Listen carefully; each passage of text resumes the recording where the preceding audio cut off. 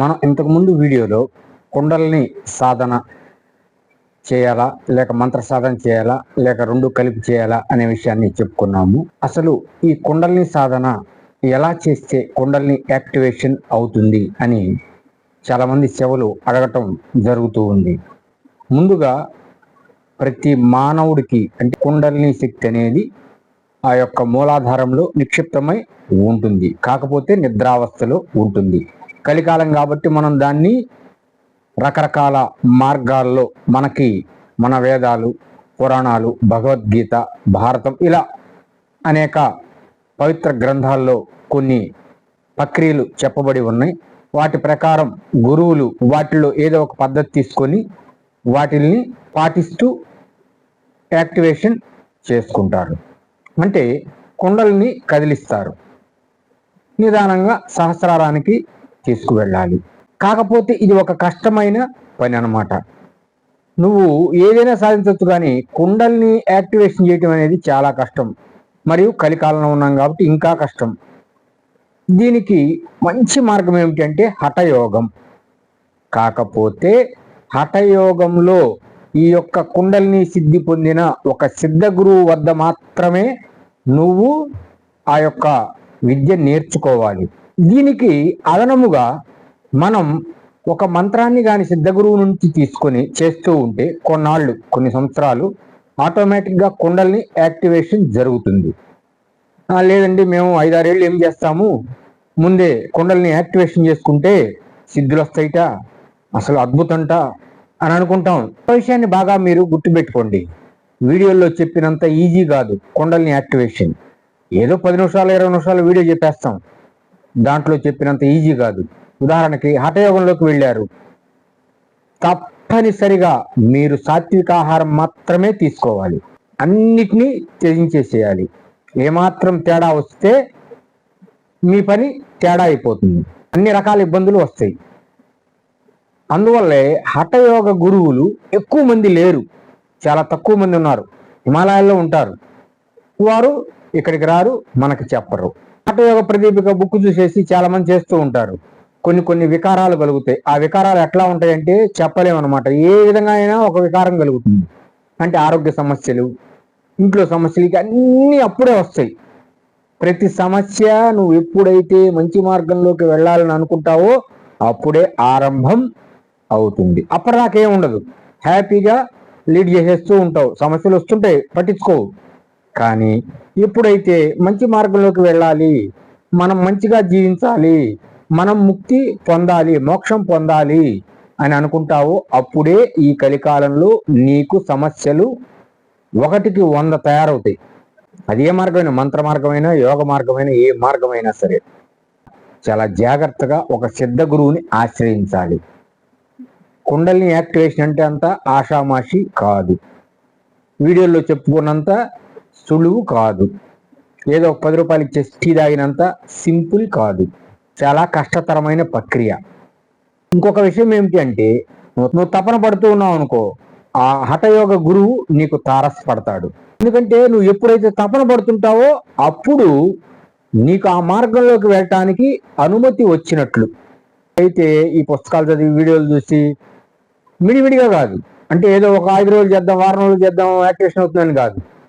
చాలా చక్కగా కొన్నాళ్ళు నువ్వు తపన పడి ఆలోచించి ఎస్ నేను ఈ మార్గంలోకి వెళతానని డిసైడ్ అయిపోయావో అప్పుడే నీకు తప్పనిసరిగా ఆ యొక్క కుండల్ని యాక్టివేషన్ చేసే గురువు నీకు తారసపడతాడు.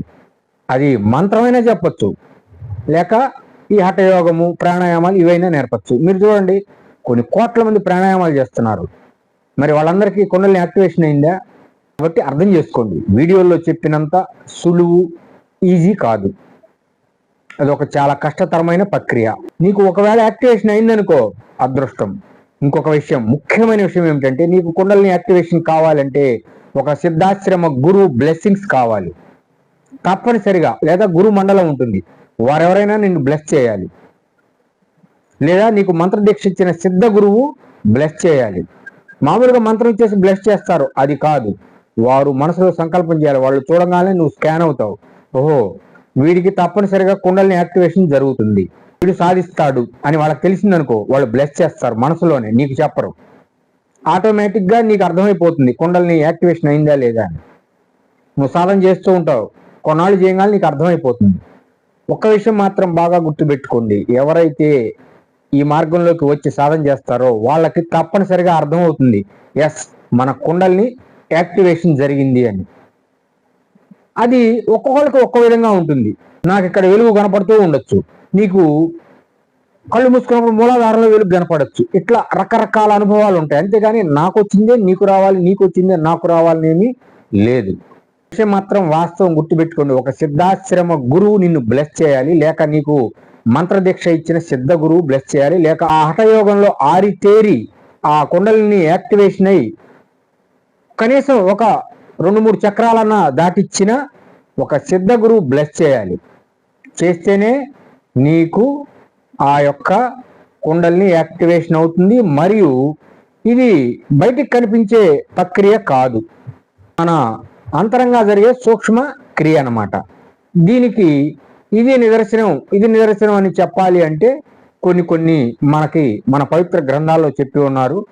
ఆ సిద్ధులు అంటే గాల్లో లేవటం, నీళ్ల మీద కూర్చోవటం, పనుకోవటం అంటే ప్రాణాయామాలు చేస్తే అందరూ పనుకుంటారు, గాల్లో కూర్చోవటం అంటే లెవిటేషన్ అంటాం కదా, అవి ఇట్లా కొన్ని సిద్ధులు ఉంటాయి.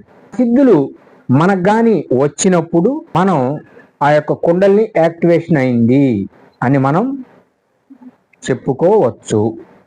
అంతేగాని మీటర్లు, పరికరాలు అవేమి మన కుండలిని యాక్టివేషన్ అయిందని చెప్పలేవు. ఏదో చెబుతుంటారు, ఆ శక్తి ఉంది, ఈ శక్తి ఉంది, ఇదిగో పెడుతున్నాం, అదిగో చూపిస్తున్నాం, ఇదిగో ఈ మీటర్లో ఇట్లా మీటర్ కదిలింది, ఇవన్నీ పక్కన పెట్టండి, అదంతా ఒక ఎత్తు. నీకు తెలుస్తుంది. కానీ నీ కుండలిని యాక్టివేషన్ కావాలి అంటే ఒక సిద్ధాశ్రమ సిద్ధ గురువు బ్లెస్సింగ్స్ కావాలి, లేక ఆ యొక్క మంత్రదీక్ష ఇచ్చిన సిద్ధ గురువు బ్లెస్సింగ్స్ కావాలి, లేక ఆ హఠయోగంలో ఆ కుండలిని యాక్టివేషన్ జరిగిన సిద్ధ గురువు బ్లెస్సింగ్స్ కావాలి. ఇవి గుర్తుపెట్టుకోండి. కానీ నిన్ను ఈ మార్గంలోకి పోనివ్వవు. కలియుగంలో అనేక శక్తులు పనిచేస్తూ ఉంటాయి, నిన్ను మంచి మార్గంలోకి పోనివ్వవు. అది భక్తి మార్గమైనా, మంత్ర మార్గమైనా, యోగ మార్గమైనా, ఏ మార్గంలోకి పోనివ్వవు. పోయాడా వాడు అదృష్టవంతుడు. కానీ మధ్యలోనే వెనక వచ్చాడా అంతే, ఇంకా ఎక్కడ వేసిన గొంగళి అక్కడే ఉంటుంది. పట్టావా అంతే, పట్టు, వెళ్ళు, కుమ్మి. ఒకటి సాధించాలనుకున్నావు, కూర్చో. వస్తుంటాయి కష్టాలు అనేకమైనవి, అన్ని రుగ్మతలు వస్తాయి, శారీరక రుగ్మతలు వస్తాయి, ఇంట్లో సమస్యలు వస్తాయి, రోగాలు వస్తాయి, ధనంగా అంతా నష్టపోతుంటావు, రూపాయి కనపడదు. అవన్నీ తాత్కాలికమే, గుర్తుపెట్టుకో. ఎప్పుడైతే నువ్వు పట్టుబట్టి సాగుతూ ఉంటావో ఆటోమేటిక్గా పరిస్థితులన్నీ నీకు అనుకూలంగా మారతాయి. అందువల్లే నేను చెప్పేది ఏంటంటే, మంత్రదీక్ష తీసుకుని ముందు ఒక సిద్ధ గురువు వద్ద తీసుకొని సాధన చేస్తూ ఉండండి. నువ్వు తపన పడుతూ ఉంటావు, నాకు కుండలిని యాక్టివేషన్ కావాలి, నాకు ఎవరైనా అటువంటి గురువు కావాలని.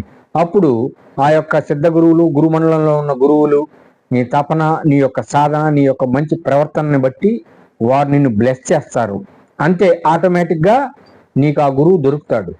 ఒకవేళ మంత్రదీక్ష ఇచ్చిన గురువే నీకు చెప్పచ్చు, ఏదో ఒక రోజు నువ్వు మళ్ళీ ఆయన్ని కలుస్తావు, మంత్రదీక్ష తీసుకొని వచ్చిన తర్వాత అప్పుడు ఆయన చెప్పచ్చు, అరబ్బాయి ఈ సాధన చేసుకో అని, ఆటోమేటిక్గా. అంతే, అది చేస్తూ ఉంటే నీకు తెలిసిపోతుంది నీ కుండలిని యాక్టివేషన్ అయిందా లేదా అని. ఎందుకంటే ఆ కుండలిని సాధన చేయాలా, మంత్ర సాధన చేయాలని వీడియో పెట్టిన తర్వాత చాలా మంది అడిగారు, మంత్ర సాధన చేస్తే కుండలిని యాక్టివేషన్ అవుతుందంటే అవుతుందంతే. ఈ మార్గంలోకి రావాలి అంటే మీరు ఆలోచించుకొని రండి. ఏదైనా సరే ఆ యొక్క విద్యలో ఆరితేరిన, సాధించిన సిద్ధ గురువుని మాత్రమే ఆశ్రయించండి. వీడియోలు చూసి, పుస్తకాలు చదివి చేయొద్దు.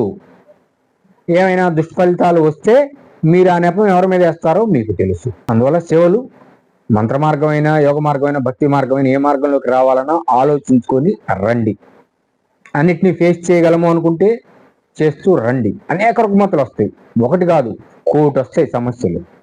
అన్నిటిని ఎదుర్కొంటాము అని అనుకున్న వాళ్ళు ఈ మార్గంలోకి రండి. తప్పనిసరిగా ఎదుర్కోండి ఆ సమస్యల్ని. చివరికి సక్సెస్ మీ సొంతము అవుతుంది, మీరు సాధిస్తారు. మీరందరూ ఈ మార్గంలోకి వచ్చి మంచిగా జీవిస్తూ, మంచిగా ఉంటూ, ఆ యొక్క మంత్రాధిష్టాన దేవతా దేవుడు ఆ యొక్క సిద్ధ గురువు, ఆ సిద్ధ మండల గురువులు, ఆ సిద్ధాశ్రమ గురువుల ఆశీస్సులు పొందుతారని నేను భావిస్తున్నాను, ఆశిస్తున్నాను. మరొక మంచి వీడియోతో మీ ముందుకి వస్తాను.